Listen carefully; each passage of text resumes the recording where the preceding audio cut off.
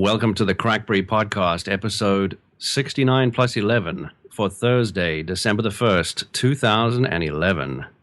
Hey everybody, Kevin here for CrackBerry.com, and I am pretty excited about today's show for a number of reasons. I mean, it's December 1st, which means a couple things right away. One, Movember is over. You can shave your mustaches, but if you don't want to do that, you can embrace this beard and start to grow out the full beard for the month.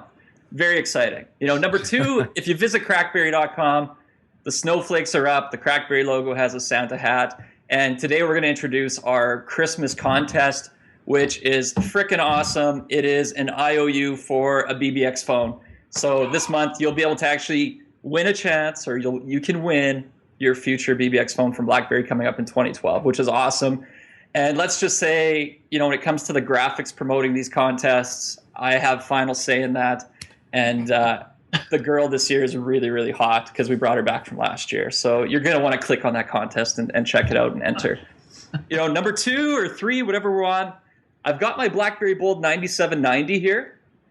So I've been using this for about a week, actually. So we're going to do the Bold 9790 podcast review live today, later on this show.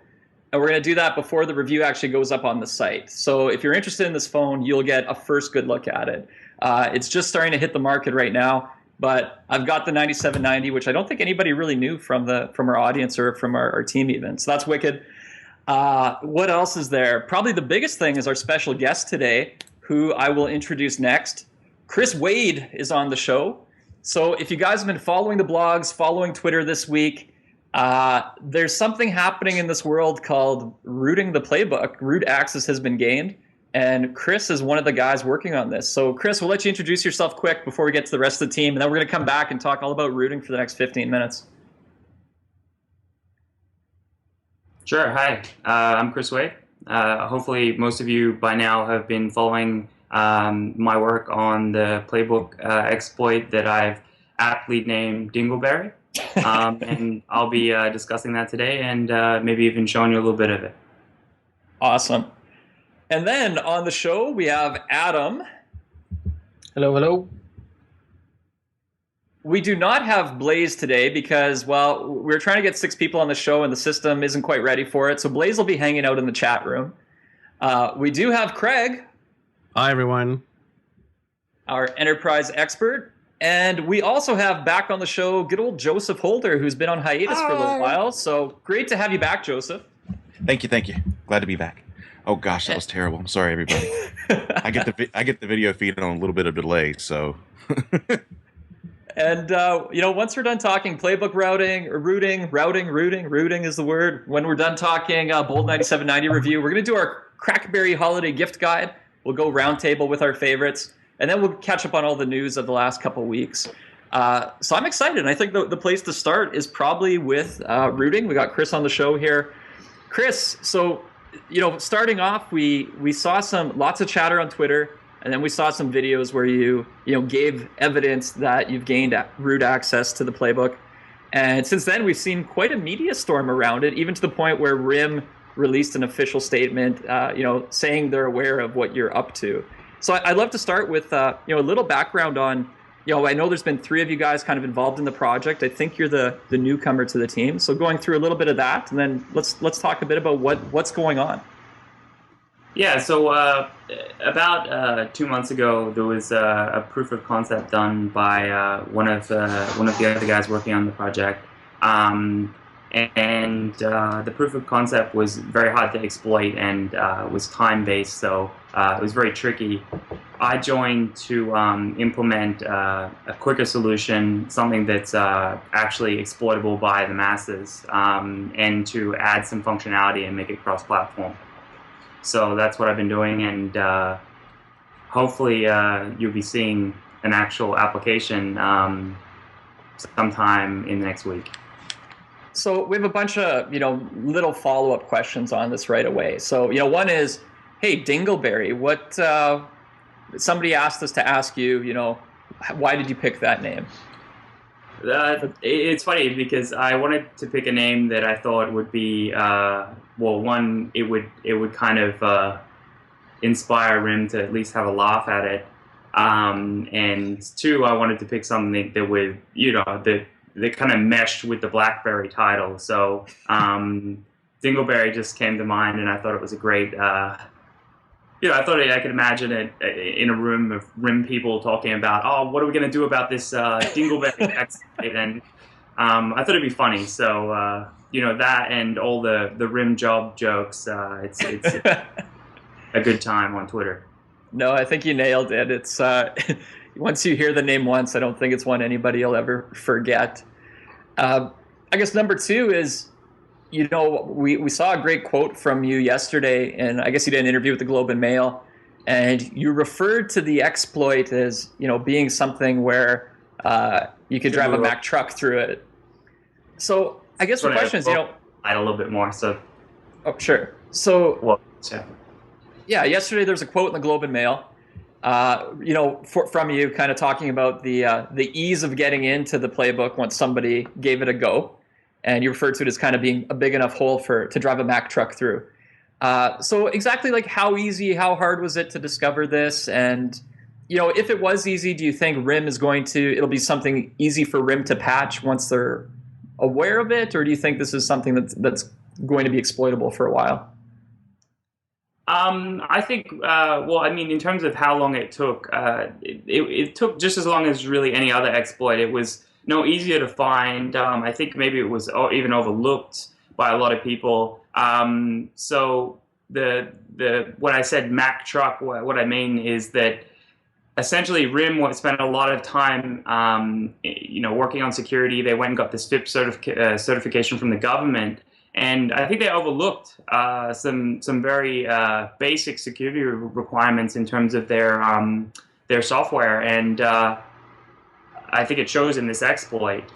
So implementing it and exploiting it is actually not very tricky, but I think RIM will update it in the next release straight away, and we'll have to find something else.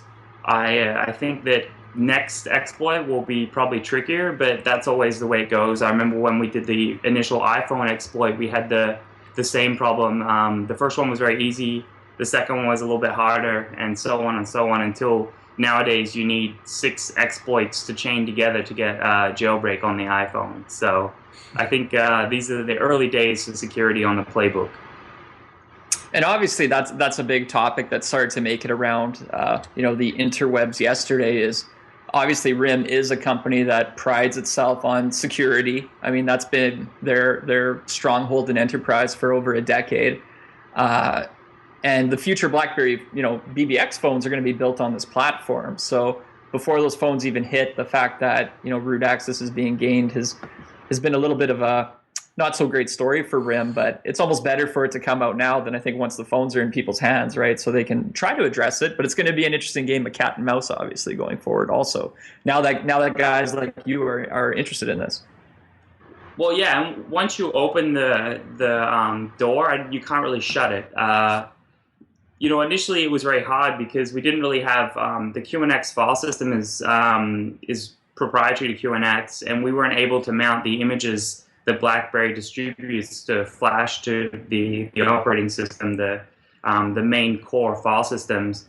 So we didn't really have access to any of the files to reverse, and there was a lot of stuff on the device itself that we couldn't access. Now that we've gained root, we have access to everything. We can mount, QNX file system and do a lot more exploration. So I think you're going to see a lot more stuff done, not just in exploits, but I think development in terms of the applications that are going to be put on the device. I'm sure Xbox Media Center will pop up, all sorts of other things. You saw the Hulu thing that I did.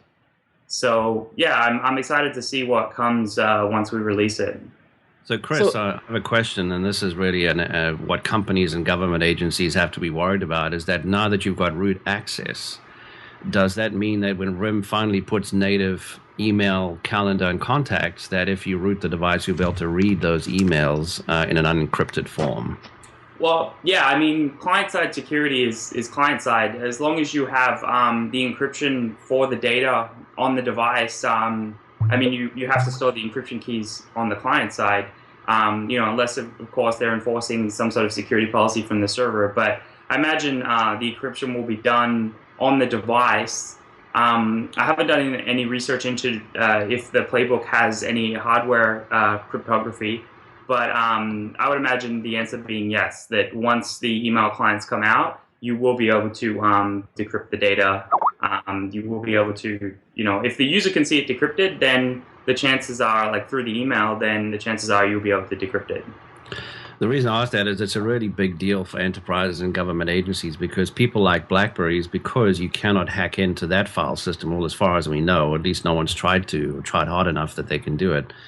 And so when a BlackBerry is encrypted, the only way to really look at the stuff is to take out the memory chips and put them in a reader and hope that it's not encrypted. But now if you just root the device, I think that opens up a huge can of worms, and I think that RIM has to address it to keep their status as the guys who secure devices in the enterprise. I think what's interesting right now on the FIPS certification, and I haven't had a chance the last couple of days to dig through back to that. I think part of that was based on BlackBerry Bridge, where I think they got that security level not on the playbook hardware itself maybe, but just on the fact that if you're accessing email and data through BlackBerry Bridge, nothing's being stored on the playbook itself. So that even if you do gain access to the playbook, if you're doing your email via Bridge, and it's really the phone security that is getting recertified just as the playbook has a remote control to the phone, basically. So I'm not sure how that'll change or not, or if they'll lose that certification. I know we were talking about that yesterday, Chris, and we were kind of both curious as to what will happen there. Well, I think they have to lose the certification because if the enterprise data is now stored on the playbook, RIM has to ensure that it's just as secure as it is on an old school BlackBerry. And when there's encryption at rest, that the data is actually encrypted at rest. And if somebody roots the thing, just like Chris has done, then what? What happens then? Here, well, I want to come up full screen for a second here to give you guys a sneak peek, and let's see if my camera doesn't wash this out completely. But it's a little bad. I'll have to do some screen caps. But what's in my hands here actually is, if you can see this, I am in the accounts screen on Playbook settings, and I can add accounts and native email and everything, and Facebook and Exchange. So yeah, I've got a playbook here that actually has all the native stuff on it. So it'll be really fun to root this thing right away and see if we can, what we can see. Yeah, you should do that, Kevin. Yeah, I was going to say, I'm sorry. If you pull in posts online, you can see, I don't know if you can see this. See this? Yeah. Up there. Yeah, actually hold it back a few inches. Hey, that's good. That looks good. DingleBerry coming soon. So one thing people want to know is, with DingleBerry on their device, or DingleBerry on their device, what kind of stuff will they be able to tweak on settings on the OS level? Pretty much anything. You can, I don't want to go too much into detail of how the exploit works, but pretty much it's persistent. So you can change anything you want in terms of the PPS, the settings on the BlackBerry playbook itself. You can hack up their binaries, do whatever you want, load your own stuff. That's the beauty of having root access. It really gives you, the keys to the kingdom. Very exciting. It's funny, right? Because I think with something like this, we have half the population, myself included, who are super, super excited. And then with RIM being such an enterprise device, you have the other half who are, pissing their pants probably right now, for lack of a better term, wanting something like this to be shut down. So I think the interesting thing for me is that we know that QNX is an embedded operating system that's in almost everything we use, on fighter planes and all this kind of stuff, and it's known to be very secure. Now, we also know that it's that same QNX that runs on the playbook, but is it really the same QNX? Because if it is, does that mean that this exploit's going to actually make all these other devices that run QNX a little bit less safe, so to speak? It's a good question. I don't have an answer for that. I don't know if anybody else on the show has any thoughts into that. Well, I want to comment on that, but I can't because commenting would kind of disclose what we're actually exploiting. So I guess you'll have to wait and see. Got it. Sounds good. Anything else we want to ask Chris while we got him on the show? Chris, you're more than invited to stay on for the rest if you want, or if you want to get back to work on DingleBerry, we won't be offended if you jump off. Yeah, I better get back to working on my DingleBerry, and I'm sure you guys will probably talk about it later on anyway. We will talk about it when it leaks. We will be pimping the heck out of it on the site. We are very, very excited for it. It's honest to God, when the playbook came out and we were doing our first round of interviews with RIM execs and that, and it's a new operating system for RIM. I kept asking him, like, so how long before somebody jailbreaks it or roots it? And everybody was very, Adam, you were in a lot of those interviews with me. Everybody was very, I would say, confident that we wouldn't see it happen. And, some of the, RIM people wouldn't give me specifics, but it was kind of like they made it feel like even if somebody gained root access, they wouldn't be able to create a tool that could do it again and again. It was almost like they were saying there was a randomization within the OS that prevented these kinds of things from being built. So the fact that we're this close to having a publicly available tool is just kind of like, either I didn't get the full story before, or this is really, really, really a major oversight from RIM, which is what it feels like.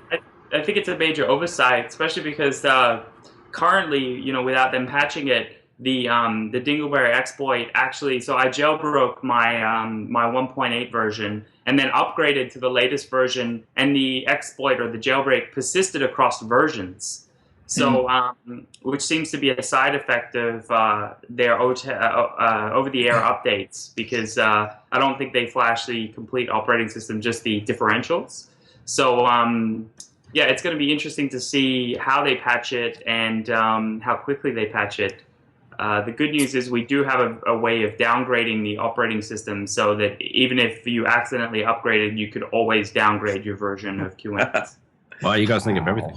Beautiful. You are a pro. Chris, I think people can find you on Twitter at CMWDOTME. Anything else you want to say before you jet off? And we really, really appreciate having you on the show today. No worries. Just check out dingleberry.it, and we'll be posting something soon. Awesome. Okay, thanks a lot. I think you can jump off here, and we will keep going. Thanks again, Chris. Thanks. Have a great holiday and have fun working. You too. Thanks a lot. See you later, guys. Thanks, Chris. Say, Kevin, we should keep the security thing going, shouldn't we? We should, because carrier IQ, I know you want to talk about it. I know Joseph's been up to his neck doing research for the CrackBerry article, which we haven't put up yet because we're slow, but we want to do a really good job on it. So talk away, because I think that's what you're speaking of, right, Craig? Yeah, carrier IQ. So actually,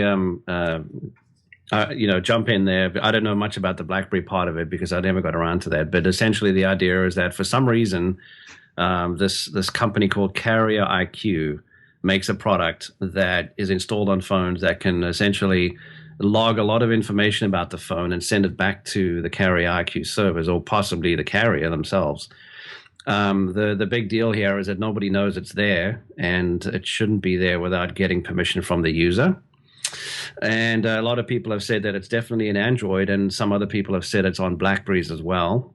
I'm not too sure how it got on a BlackBerry, since the RIM operating system comes straight from RIM. So unless RIM's involved in putting it in there, it's pretty scary. And the guy has a video showing that it's logging SMS messages, it logs his Google searches, and it seems to log every single event on the device. Like just pressing a button gets logged.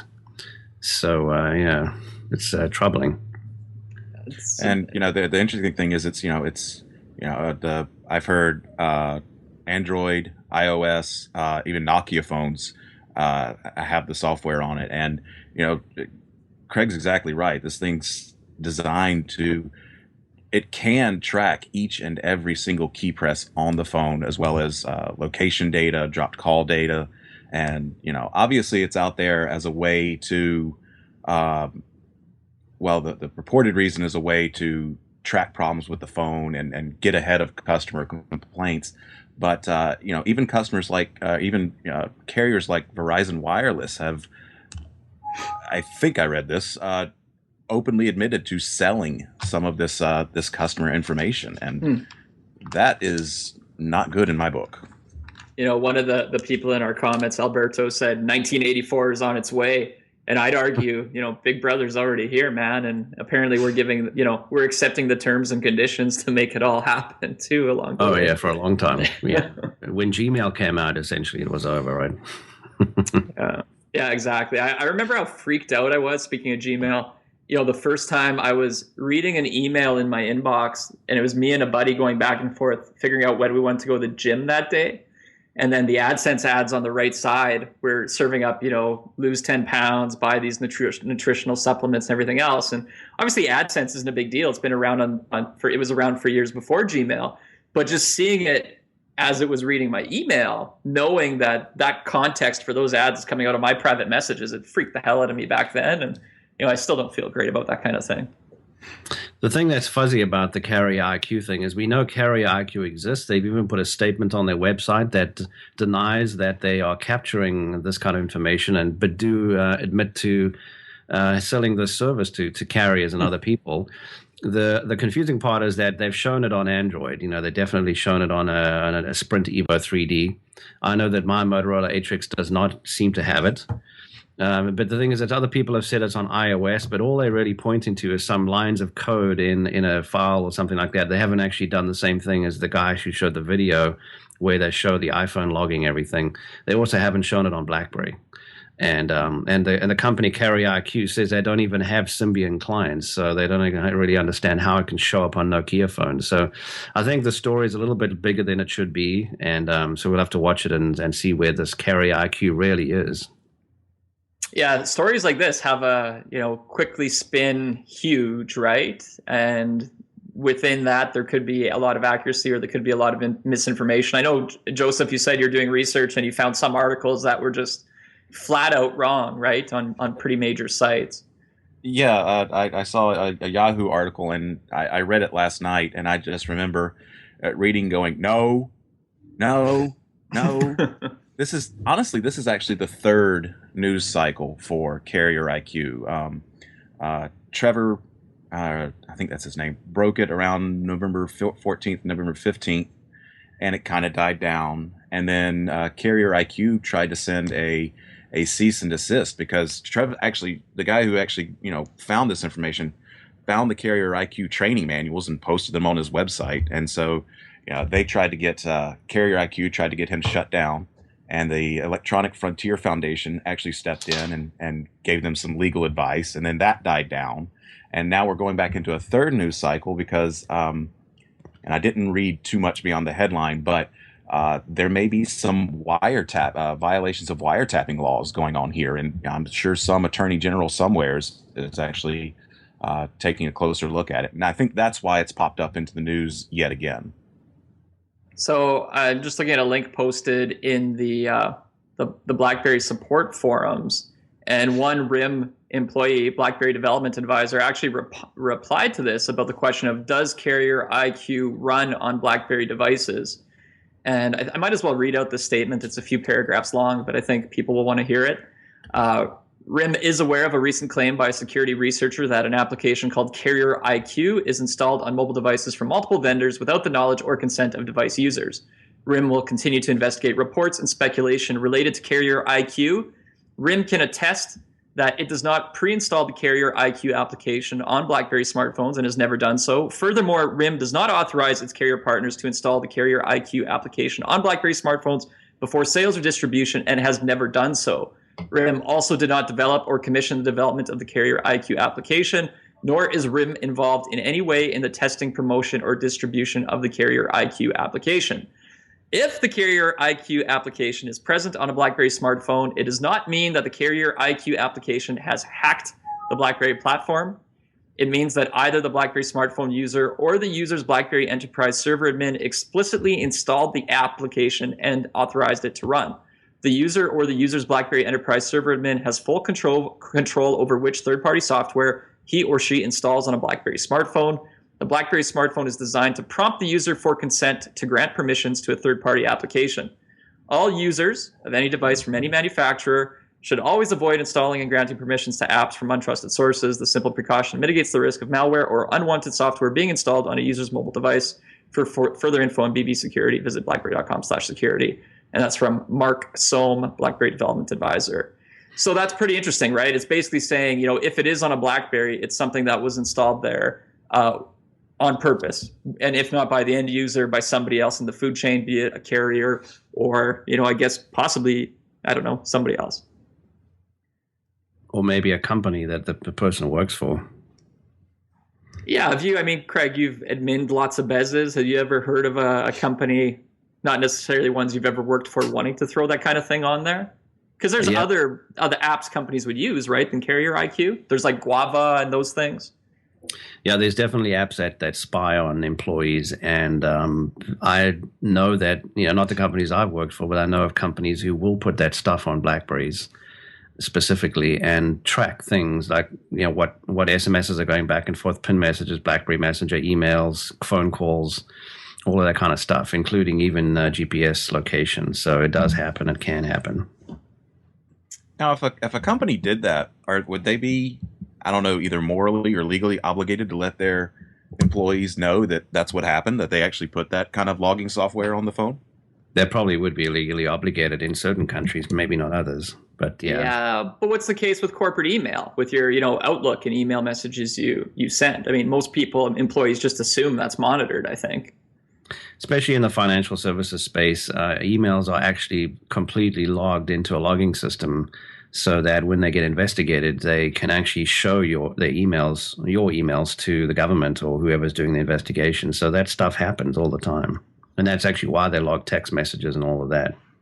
It's if I had $1 for every time I've received a frantic email from either a friend or colleague or just somebody I went to university with or school with who knows me and what we do with CrackBerry, that asks, Kevin, oh my God, is the stuff I send in BBM, like, can my employer see that? I'd probably have like $500, honestly, from over the years, because that's a question. I think like it's something a lot of people, for some reason, they think email's trackable, but not BBM, and then they think, the stuff I say on BBM to my friends and colleagues who are non-employees of these companies, it can be scary. Companies actually take, I think we've spoken about this idea of the keys, email that goes back and forth from a BlackBerry to BlackBerry is in the corporate world is encrypted with a key that RIM doesn't have. So RIM has no way of unencrypting it. But pin-to-pin messages in BlackBerry Messenger, that's a common key that all BlackBerries have, and so does RIM have. And so they've actually given it to some governments to use when they've insisted on it. And we know who those governments are. They want to spy on their citizens. So that there's those two things. So what companies typically do if they want to keep their BlackBerry Messenger stuff private is they actually use a separate key that only they know, just to keep it private. Right.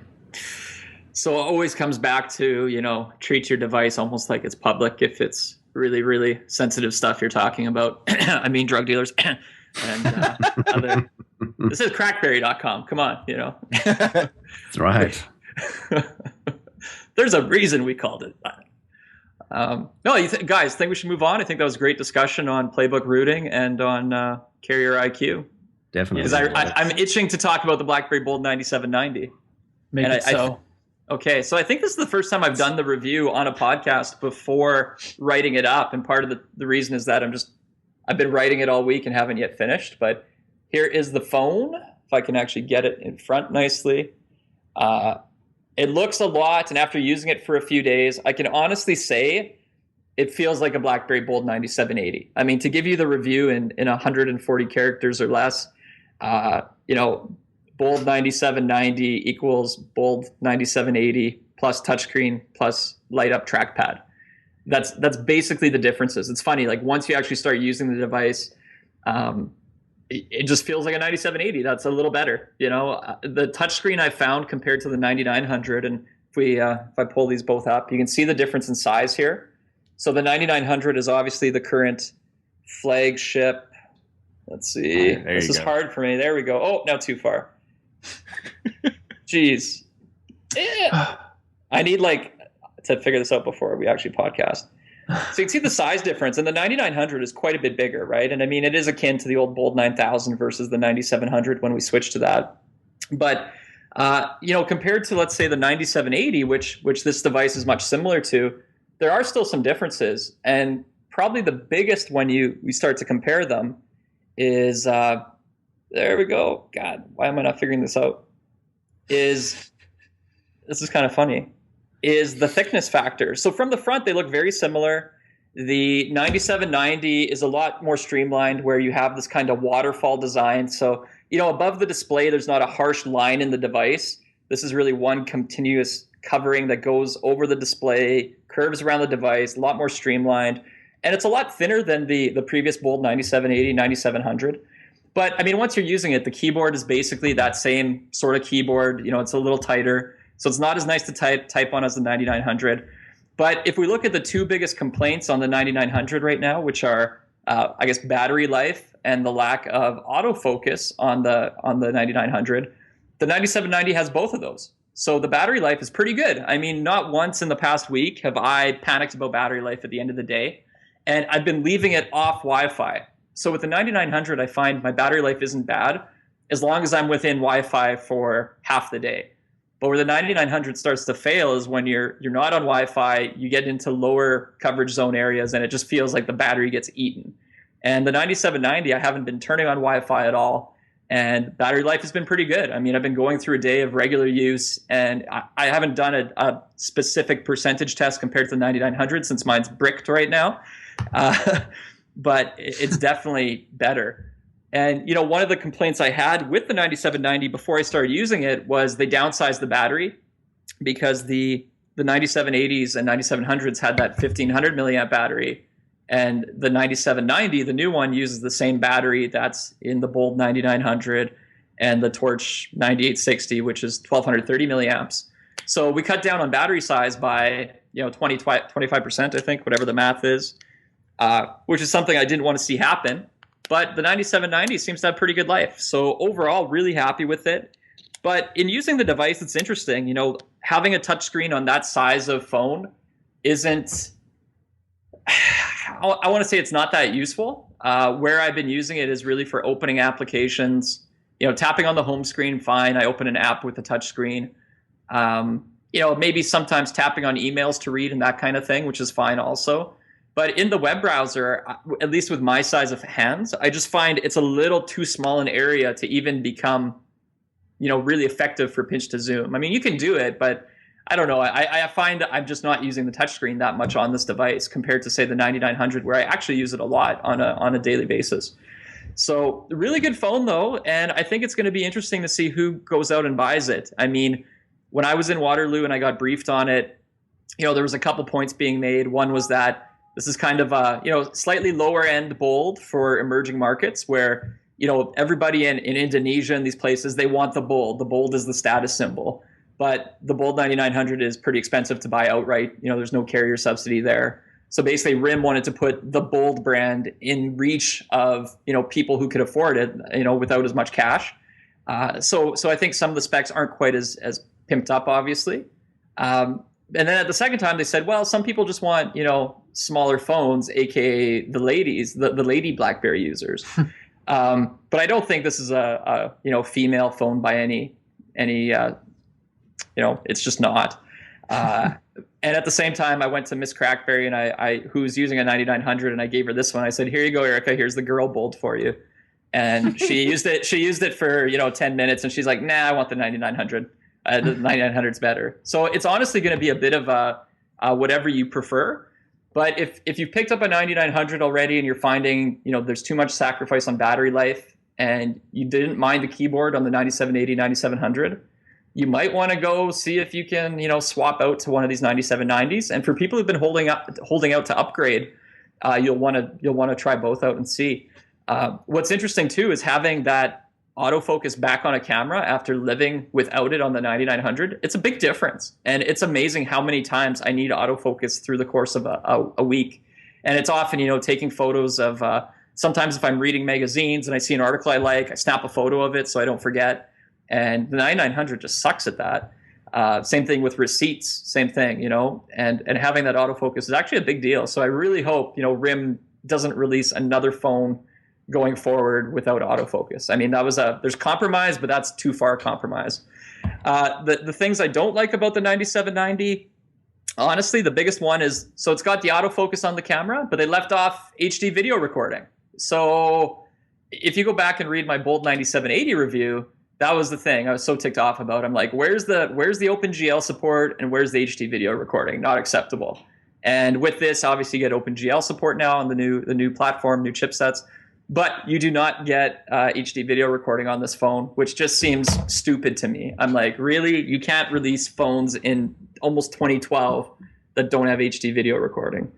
So I don't know. Overall, I think I gave the Bold 9900 9 out of 10, and I nearly need to do a similar rating here because I think it's a little bit preference. I mean, the 9900 is a sharper looking device. To me, it's the one I prefer physically. I prefer the keyboard on it.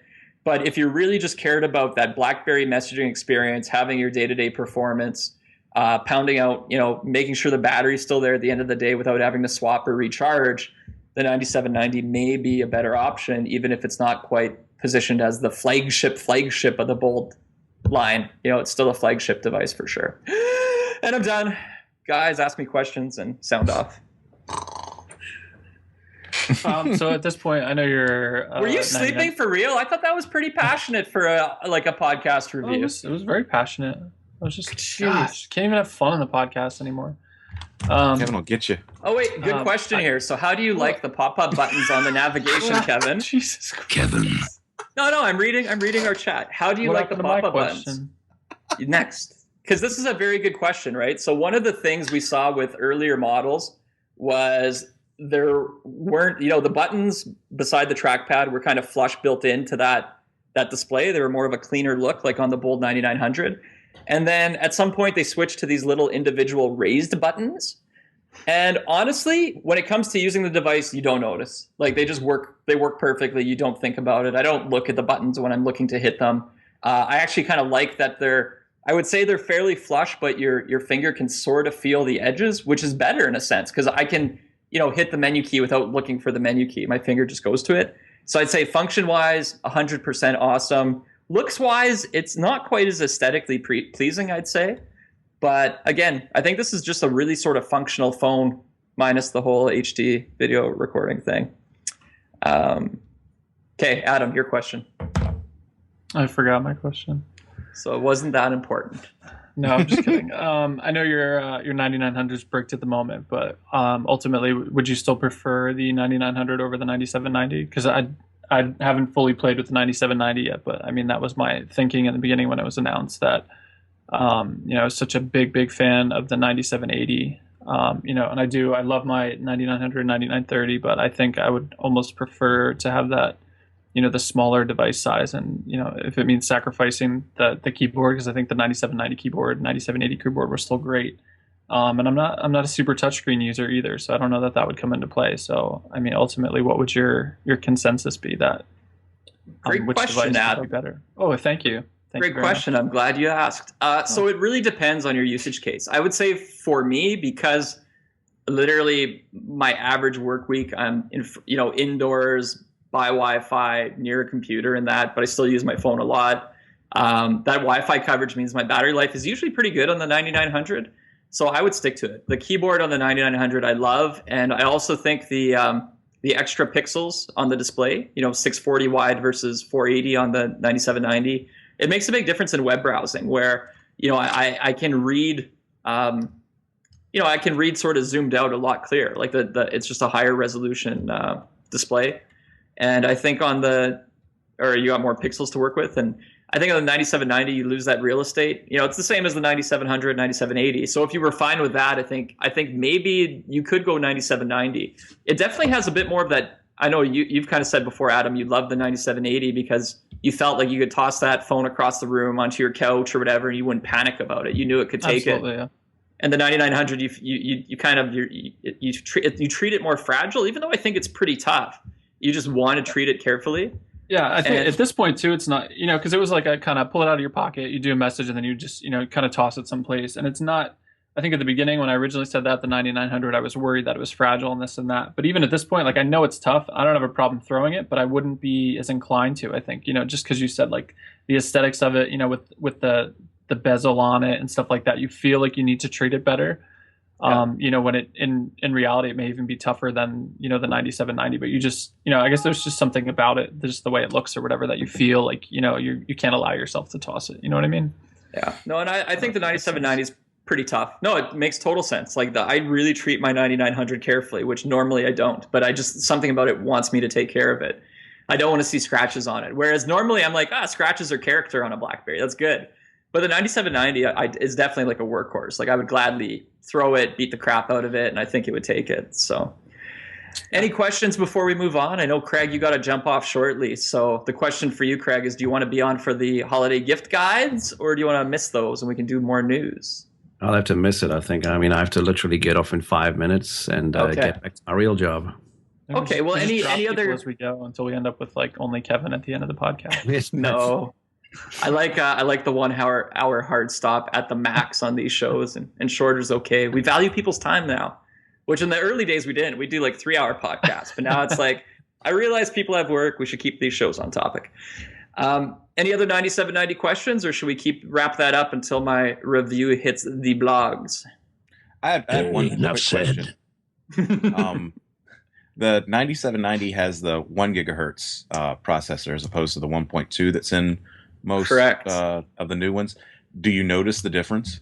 So honestly, I have not in terms of regular use. BBMing, emailing, phone calling, web browsing. Where I think there's maybe a difference actually is a little bit on web browsing. So I haven't done any head-to-head tests. But when I was doing my Curve 9380 review, that is where I put the new torches, which have 1.2 gigahertz, versus the 9380, which was 800 megahertz. And I noticed a big difference in browsing speed, and I attribute it to that processor difference, where I think once the data's on the phone and the processor's chugging through JavaScript and doing the rendering, that those megahertz make a big difference. And I think the 9790 probably comes in the middle, where on the 1.2 you might get a little bit faster web browsing still. And then installing apps, when I started to load up apps on the phone, that's where you start to see a little hourglassing while you're installing an app out of App World, or 2 apps at the same time out of App World.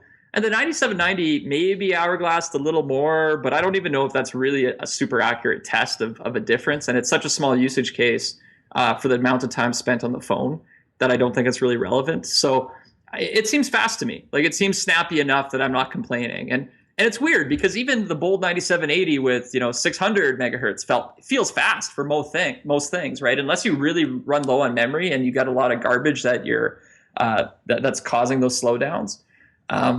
It feels plenty fast to me. So I think longer term use, and how my inbox piles up and then I have 4,000 messages on the device. That's when it's a real test, because that's when I find my memory gets eaten up and things slow down. But so far I have 1,500 messages sitting there, and it still seems pretty quick. So I think people who even use the 9900 who maybe switch to 9790 won't be going, "Oh my God, it's slow." I think it'll be more than acceptable for them. Mm-hmm. Cool. Good answer. Cool. Woo! All right. Okay, Adam, you've been so quiet because I keep talking. So why don't you move us into some other stuff? Or Craig, do you want to jump off maybe? Any final closing thoughts? Yeah, probably a good idea. I'll jump off. I don't want to interfere with the next topic. But yeah, I think this was a great show. Obviously started off security focus, and I'm really excited to see what happens with the DingleBerry product. And I'm already, after the show, I'll be putting on not a Christmas hat, but a tinfoil hat, and making sure that I get prepared for Big Brother. Awesome. Now, when are you guys launching your mobile enterprise podcast? Is that coming up soon? It has to be coming up soon. I suppose we really need to get our butts into gear and get it going. We almost there, though. Very close. It sounds like there's some good topics there, including, you'll have to talk about Mobile Fusion, which we didn't talk about today, but basically RIM's cross-platform BES support, or I guess not BES support, but device management support. Yeah, Fusion's definitely there. We're going to be hoping for balance, and we're going to talk about stuff like Divide. If you go to divide.com, it's a clever little product. Cool. So yeah, very much enterprise-focused stuff. I'm looking forward to it. Awesome. Okay, we'll let you go, Craig, and thanks again as always. And we love your sexy voice. Yeah, bye, Craig. Bye, Craig. So should I'll leave you with your sexy voice, Kevin. Bye. All right. So do you want to? Should we do a little gift guide action before we jump into other news, or?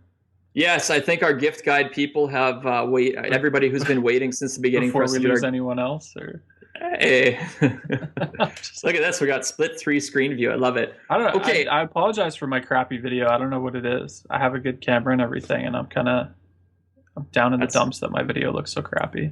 It's okay. But I do have better hair and better facial hair than you, so that's all that matters. And I guess That's I should true. be wearing glasses at this point too. But I should just apologize for my appearance today, because I actually ran for 4 miles this morning, and then as soon as the thing is, I need to walk to the shower immediately after jogging instead of walking to the computer.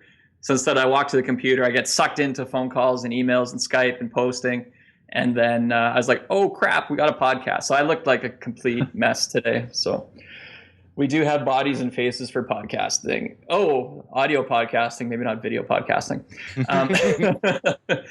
Okay, holiday gift guide. I think we should start with Joseph, because he looks the best and has the nicest toque right now, at least on the video.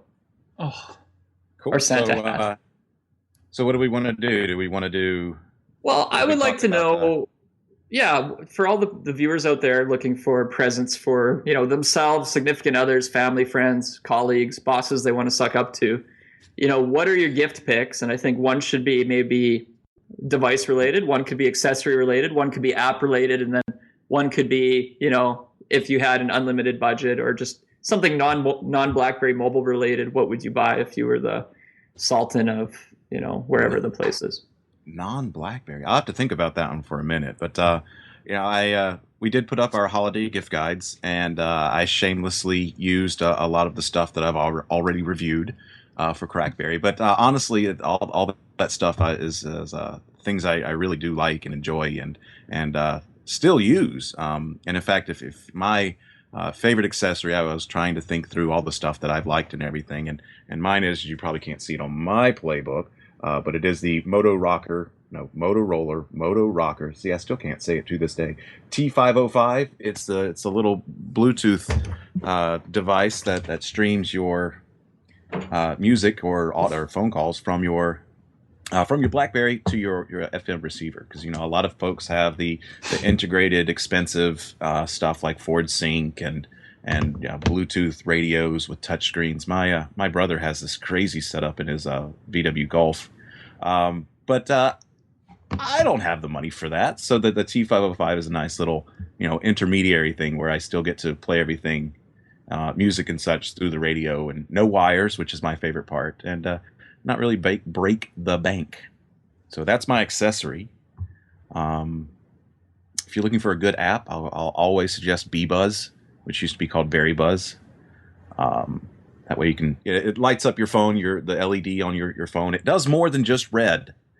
But it lights up your phone, and you can see just by the color flash exactly what kind of message, who's messaging you. I got it down to one point where I could tell just by the colors on the BlackBerry who was messaging me and what kind of message had they sent me. So I had this specific light pattern for text messages from such and such person, this one for phone calls, and I got a little crazy with it, but I do call myself a bit of a nerd. And then devices, the whole CrackBerry team does give me grief over the Porsche 9680. 9860. I knew I was going to flop it around. They do give me grief about it, but I take it because I like this phone. It does do full touchscreen, and sometimes it actually goes a little crazy on me. And then, of course, there's the Doctor Who wallpaper from Springfield Punks. Sweet. So I've got to say, Joseph, that while you were on hiatus from the podcast, that I did give the 9860 a second chance after my 9900 brick. So I was like, I'll mix it up for a week or two, and it's probably the first time I've really, really, really given a touchscreen BlackBerry a full user experience, immersed myself in it, got used to it, other than using it for a couple of days and being like, I can't take it anymore. And it's a great phone, and I love the extra pixels in the web browser. I think there's a bit of a lack of apps, because with a beautiful display like that, there's a lot more I'd like to be doing with it that I just can't. But for web browsing, good. And honestly, I got pretty good at typing on it. Like, actually really good on typing on it. So I went back and I reread your article about, BlackBerry's touchscreen keyboard's the best, and which I thought you were maybe crazy when you wrote it. But I'm like, I'm pretty good on it. So I think more of you now than I did then. That's a really weird compliment, but it's true. Yeah. I know. I really love the screen resolution watching, and I know there's no video store on the BlackBerry as of yet, but when you can get videos onto it, it looks beautiful. And we were watching. I was watching Doctor Who trailers with my sister the other day, showing it off, and we brought it up on her HTC Vivid, and that thing has just such a tiny underpowered speaker, and I was like, I can't hear this. So I got out the torch, brought it up on YouTube, and just blasted it out with that speaker on it on the BlackBerry. So I was like, well, it might not have a screen twice the size, because the HTC Vivid has a gigantic screen on it, but might not be a gigantic screen, but dadgummit, you can hear it. If anything, the 9860 gets me really excited for the first BBX phone. I mean, well, I think we'll talk about that in more detail after we're done our gift guide. But once you can touch on a touchscreen BlackBerry, give me a big screen. Okay, what else? Is that it for your gifts? Is it time for Adam? I think so. I'll have to think on the non-BlackBerry. I don't know. I can't think non-BlackBerry. Okay, that's okay. I don't have fun devices. All right. I'm gonna start with my device recommendation, which for now, until I get my hands on the 9790, it's the Bold 9900 and 9930, either or. Because they're super devices. BlackBerry 7, latest and greatest, awesome keyboard. To quote Miss CrackBerry, it's like typing on air. So it's pretty much all we can say. I think we've said plenty and given it all our praises. So it's definitely my holiday device recommendation. And then if we're jumping into accessories, I'm a huge fan of all charging pods for all my devices. But I actually have I think the official name is the rapid charging stand for the BlackBerry PlayBook, which is super cool. So you don't have to fumble around with your micro USB cable. It's got, I don't know what it's called, the little the magnetic plug there on the PlayBook, but it just kind of sits right in there, and it doubles as a little TV stand if you're watching movies or anything like that. I mean, you can by all means use it when you're unplugged just to hold the PlayBook up, but it'll charge it at the same time. So that's my accessory pick. Yeah, and then, I think. Yeah, go ahead. I was gonna say, I think Adam, that's a good pick, right? The charging stand for any BlackBerry tablet, smartphone, etc., has always been, I think everybody's favorite, right? It's almost like they should just put it in the box, but they know people will buy it, so they don't. Yeah. But yeah, I don't know. I mean, every time, a new device comes out, we always anxiously await the charging stands to come out. And it's, they keep getting redesigned, so they're better and better. I mean, even the 9790, it's interesting to see now. I'm curious because the charging port there, the micro USB port, is directly on the bottom of the device, and there's no charging contacts, I believe. So it should be interesting because it could land the Curve 8500 or 8530, whatever it was. I don't think had charging contacts, and there was no charging pod. Right. So I think it will. I mean, it'll work more like we've seen with the full touchscreens, where it's going to plant right into a micro USB connector on the charging stand, sort of like the Storm had, the Storm 2. Yeah, definitely. And I guess the Torch ones are like that as well. So just, I much prefer the ones with the charging contacts because you can just kind of slide them in and pull them back out, as opposed to having to fumble, like on the Torch and the Storm ones, where you have to kind of finagle it around to get it plugged in the right spot, which is just frustrating in itself. But and then I'm going to jump in. I showed Kevin this when he was visiting me, but my kind of wild card accessory recommendation is the Scuba. I think it's called the Cable Stable, but it's basically just kind of like a binder, and it's got all these fun pockets and just little elastics inside here, so you can put all your cables and memory cards and chargers and all kinds of stuff in there. And then it zips up. It's got a little carrying handle on it. It's got a pocket in the front here, so you can put flat stuff in it. But it's just super cool. I mean, we obviously travel a lot to conferences and stuff, so this is great because I can just leave it stocked up with all the cables and chargers and everything I need, and just pull it out of the drawer and stick it in my bag, and it's ready to go, and everyth's all in one spot. And my other one. What's the cost on that bad boy? I think it's like $35, something like that. But you can get it. It's Scuba. It's SK. I think it's SKOOBA.com, or you can find it on Amazon and stuff like that. But definitely a worthwhile investment. And then I picked up this sweet sweater vest T-shirt today at Walmart. You probably can't tell with my crappy cam. It's got a little 8-bit Christmas tree. It was only $5. And I'm pretty pumped. I don't know if I'm going to take it off for the next 24 days. So that is awesome. I would recommend picking one of those up too. I'm sure once my wife gets home and sees it, she's going to yell at me because it'll hang in the closet and collect dust right next to my tuxedo T-shirt. But whatever. You've worn that Beautiful. at least twice. At least twice, absolutely. Beautiful. Does that mean it's my turn, or sorry? Does that mean it's my turn? Oh wait, what's your gift? What are we I was buying? going to say if somebody wants to buy me a gift, they can figure out why my webcam is screwed up. Our executive producer Renee Ritchie is on top of getting us all new cameras for Christmas and I don't microphones. think I even need a new camera. I just need this one to work. I don't know what it is, but anyway, carry on. Okay, my turn. My device of choice would have been the Bold 9900, but since we know I've had some bad luck with it recently, I'm going to up that pick and the price tag to the $2,000 mark for the Porsche Design P9981 from Blackberry smartphone. That is the crazy looking one. That is a 9900 that's silver and black with sharp edges, and I don't know, it looks like the Blackberry Arnold Schwarzenegger would use, or the Terminator more specifically. Send me your emails. It's everything that's on, it's a 9900 through and through except for the casing. But I played with it when I was on Waterloo.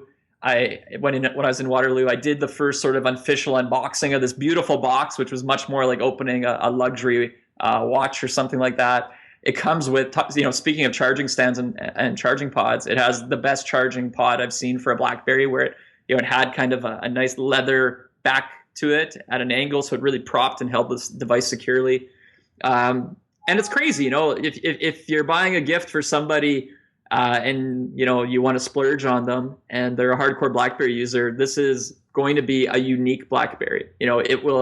People will think you're maybe crazy if you tell them the price tag, but I guarantee if you use this out in public, people will stop you and say, what the hell is that? So if that's what you're after, that's my gift recommendation when it comes to the phone side. On the accessory side, I've got two recommendations today. The first being pricey, the other one being cheap, assuming you already own a certain device. So really my first recommendation is arguably not an accessory, but it's a tablet. And if you're a smartphone owner, I think right now, especially a BlackBerry owner with a full QWERTY keyboard type of device, you're using that BlackBerry, you love it, and what it has you addicted to it is literally, it's the best communication tool on the planet. And full touchscreen devices are great. We talked about how I'm getting used to typing on them, but I still feel they compromise that. BlackBerry smartphones with a keyboard, their priority as an app is as a communication tool. And I just unplugged my headphones, so 1 second. I was doing that all earlier. Quick, talk about Kevin. And I'm back. And I think a tablet is just the perfect companion device to a smartphone. So whether it's a PlayBook, we love PlayBooks here, obviously, but whether it is an iPad or you want to try a Kindle Fire or you want to go Android, I think just having a tablet is great. And I really, where I use the tablet in my life is for, primarily reading books, browsing the web on a couch. It's a nice a little bit lighter than a laptop, a little bit more casual experience. And especially on airplanes, when we're flying around, it takes up less space than a laptop. People are not going to, put their seat back in front of you, jam the lid on your laptop and break your $2,000 device. And if you buy a lower cost PlayBook, like a $200 PlayBook, there's not even thinking about that. I mean, RIM is selling these PlayBooks like crazy at $200. And it's great for that. I mean, you might want to, and it's only going to get better is the big thing. I did an interview earlier this week about the PlayBook price reductions on CBC Radio. And, I said it was kind of a sleeper gift in the sense that it's super cheap right now. It's $200. And if you think about the fact PlayBook OS 2 is coming out in February, that $200 isn't for an obsolete device. It's for a device that's about to get a lot better. It's going to get Android app support. If you're hardcore, you could go get the beta right now. If you're, DingleBerry's coming out soon, so you're going to be able to root this thing. So for $200, that's a price where you could use it on your treadmill, and if it falls off and breaks, you're going to cry, but you're not going to be ticked off forever, right? Like it's not $700 or $600. It's literally $200. Don't drink Starbucks for a few weeks and you paid for it. Heck, probably don't drink Starbucks for a week and you paid for it. So I think that's a great price point. My second cheaper accessory is for PlayBook owners, because if you want to make a gold chain PlayBook and wear it around your neck for costumes, this Incipio honeycomb hive case is the best one I've tested for it. And, these things are pretty affordable at the Shop CrackBerry store. Apps. Sorry, Joseph, you had something there? I was going to say, I really thought you were going to have a gold chain wrapped around that. Anyway. You know what? I disassembled my PlayBook gold chain to do some other testing on it, so I have to put it back together. But the gold chain is cheap. You just buy it at Home Depot for $14. You could use. I have my CrackBerry lanyard I have on mine still from DevCon or whatever it was. I got it all hooked up. There you go. Same case. So Oh my gosh. it's different color, but On the application side of things, you guys are going to love this because my app recommendation is actually free. So literally, you don't have to buy it for somebody. You just need to like tell them about it, and they'll thank you for the rest of the year. And it's called Blackberry Travel because if you're not using it and you're a BlackBerry owner, you're crazy. It is such a good application. You know, before that, I used TripIt on my phone, which is good. But if you use BlackBerry Travel and you get your notifications, and it really keeps track of all your flights and everything, it's really a premium service. I think people would be more than willing to pay for, especially frequent flyers. But it's free, and it used to be, yeah, it used to be World Made Premium. It was, what was it, $100 a year, or it wasn't cheap. yeah, to get, I think the big service with all the flight alerts and everything, yeah, you had to pay $9.99 a month or something like that. Yeah. So to get it for free is just, it makes it such a useful device. BlackBerry Travel, man, just get it. Do it. And is that it for me, or do I have to think of a non? Well, if none of us You've already do, said too much. yeah, good call. Watches. I still like, I like watches. So buy the loved one in your life a watch because it's old school. Even though you don't need it because of your cell phone or BlackBerry or whatever, having watches are cool. Which watch? Wear a watch. Which watch is being asked in the comments right now? So just to answer that, I mean, I always have a hit list. It really comes down to what price point. Obviously there's watches that are super expensive, ridiculously expensive, like 50 grand plus watches. So we won't touch those. I like mechanical watches over quartz watches or anything. And if you're going to get a mechanical watch, there's a lot of research you can do there. I think here, let's keep it in the, let's go aspirational. So let's say in the $5,000 to $10,000 price range. Oh, somebody said stainless steel Rolex Daytona. Yes, that is always a great watch. I think it'll be interesting to see the Daytona next year because I think they're going to probably maybe upsize it a little bit. Speaking Rolex, they released recently the Explorer 2, which is sort of an upsized Rolex, a little bit more modern, really beautiful. I think it's around the $7,500, $8,000 point. Expensive, but that's cool. People must think the blogger lifestyle is the way to go right now. I know, right? No, this is just hobby. I'm not talking about owning them. Well, if you're looking for the inexpensive ones between $5,000 and $10,000, I really like the new Omega Seamaster Planet Ocean 55. Somebody said I'm reading, but I'm not actually reading anything. This is just all stuff I know. This is how Kevin's brain works. I can vouch for that. Okay, so anyway, watches are still in, and they always will be because it's history. So. Cool. People need to tell time. I don't have these watches. I'm just talking about them. Okay, so that is the end of our holiday gift guide. If you haven't yet, hit up CrackBerry. We have a big graphic that takes you into all of our written gift guides, which are super detailed and awesome this year, and our writers did an amazing job on it. Adam, any other news? Don't they? They do look great. Adam, any other news today we want to cover? Or should we wrap her down soon? We actually have quite a bit that we could talk about. So maybe should we take a survey, see if we want to carry on or not? Let's do that. I don't know what our time check is. I think we're probably about 1 hour. But yeah, I mean, there's quite a bit of stuff because we haven't had a podcast where we talked about the BBX phone, the Blackberry London, or the rumored name. We could do Mobile Fusion. They had the BB store in Indonesia and the stuff that went on there. AT&T got the 9900. So I don't know if we want to do it all now or just crank out another podcast. I'll vet this out. Let's talk quickly about Blackberry London. Let's skip Mobile Fusion because that'll be on the Enterprise show coming up soon. The Indonesia stuff, we already talked 9790. So obviously Indonesians are crazy for Blackberries, period. Enough said. If you're waiting in line for Blackberry, don't hurt each other. Other things, so let's talk London and then let's sing our CrackBerry Christmas Carol and call it a day. All right, I have to bring up the words. So we saw the first picture surface a couple weeks ago of the first BBX phone, codename London currently, and yesterday I forget which site put out that it might be called the Blackberry Surfboard, which there's no way it's going to market called the Blackberry Surfboard. I mean, If it is, I will cut off my pinky on air, because that's how much pain I'll be in emotionally. So I'll just make it match physically, and I'm serious about that. And then I'll sue RIM for driving me to that because they hurt me so badly.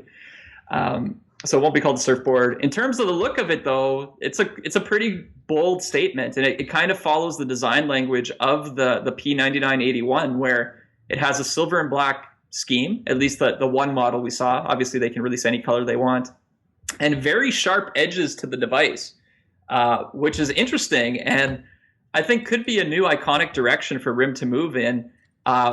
I had heard when rumors of a 10-inch playbooks were out before, the first thing we heard was there was a playbook that was just an upsized 7-inch playbook. And then I heard of another playbook design that RIM was working on that was more of this sharp angular or sharp edges on it. And when I saw that the BBX phone, I was like, oh crap, I guarantee it's legit. And we checked with sources, and they said, yeah, it's a legit design from RIM, and it has a design language that they've been working on with the 10-inch playbook and that BBX phone. Always RIM can change things, but it's definitely a device there that RIM's been building. And the reaction to it's pretty interesting, right? I kind of like it. It's different. I think RIM needs to stick out in a sea of big touchscreen devices, and that look is there are some devices a little like that from Nokia, but I think overall it's a good look to move towards. It's bold, and RIM needs something bold when they put those BBX phones on the market. It does seem to have some of that, and maybe I'm reading too much. It does seem to have some of that P99 81 look to it. Definitely have those. I honestly, I cannot keep up with all the numbers. I'm sorry. That's why I have a list of them around here somewhere. But it does have that angular look where people are, the Android devices tend to be very rectangular, very much I don't want to say a brick, but a brick, and the iOS has all the rounded curves. So BlackBerry goes with triangles and angles. Okay, cool. Kevin's right. You need something to set yourself apart and make it look like you look across the room and, hey, is that a BlackBerry? And if if you have if you're looking at the 99 or 9810, that's not a problem at all because it's got the shiny back cover. But most BlackBerries look a lot alike, and I like seeing a little bit of a challenge in their design thinking, I guess is a way to say it. Speaking to that too, I saw a commercial this week for Android phones from Bell, which is a Canadian carrier here. And they basically on the commercial lined up like 20 Android phones in a row. And each one of them is different, but it's a full touchscreen phone. And then they kind of flip through them all in quick succession. And they all look the same. Like I don't even know how the writers on Android Central can tell these phones apart, because I sure as heck can't. There's a couple that are kind of detailed, but in the end, they all really are just big touchscreen devices. So, to me, that's a problem, right? In terms of building a brand around your device, and especially as, phones become more fashionable, which we talked about in our last Mobile Nations podcast, you need to come up with iconic looks. And if you think about fashion over the decades, the things that stand out are the really iconic designs. It doesn't matter if it was 30 years ago. If it's iconic, it's still current today. And the full QWERTY BlackBerry keyboard in and of itself is an iconic design, but the iterations on it are not. And when it comes to full touchscreen here, the Kindle Fire kind of squashed RIM's chance at having an iconic playbook or tablet design because they sort of look similar. And I actually have both right here. I could show you side by side. It's kind of like same processor. I think it might be clocked down a little on the Kindle, or it's a little less, or maybe they're the same. I'll have to check. I'm gonna do Kindle supposedly has less RAM. The Kindle does have less RAM. But I think they both have OMAP 4430. Yeah, we're gonna do a comparison. Yeah, no problem. The big point is that you need an iconic design that stands out. People sell your phones, and it's not just advertising and magazine ads that sell devices. It's seeing them in public, seeing what people use. And the problem with all these Android phones is that they all look the same. The iPhone, the metal band, the design, the size of it, you can pick it out. People recognize it. A BlackBerry with a keyboard, people recognize. But as RIM moves to full touchscreen tablets and phones, they need to have something iconic that, my mom from 50 feet away can tell it's a BlackBerry. And I think that design language they're kind of using on that Blackberry London image, I think there's hope for it there. So, whew. Anything else? Time to wind it down and sing a Christmas carol? I think we should wrap it up and sing a song. Okay. We're not going to sing it all together because we'll. Of course we are. What's it called when three of us do it? We're not a quartet. We're a trifecta. No, that's horse racing. Trio? Fugue? No, that's not a trio. Trio. I don't know. Okay, so here, let's quickly say our goodbyes, and then we will sing, and then our Renee, our producer, will phase us out because we don't want to sing the whole song here. So I'm Kevin, crackberry.com. You can find me on the Twitter at crackberrykevin. Hope you enjoyed the show, guys. Adam. I'm on crackberry.com, Twitter at AZEIS, not AZEIS like it says there. Bye. We'll fix that. We'll fix that for the next show. And I'm Joseph Holder. I write for CrackBerry, and you can find me on the Twitter at crackberryjoe. Just like that. All right. Okay, guys. And now I'm going to go. We're going to just do it together. So just follow my lead and pace. Ready? And a 3, and a 2, and a dashing through the snow in a Blackberry 7 sleigh. O'er the beds they go, encrypted all the way. 3 bells on phone calls ring, make my LED bright. What fun it is to email, ping, and tweet till late at night. Oh, jingle bells, Android smells, WebOS go away. iPhone yuckin', Windows Phone sucks, Blackberry all the way. Hey!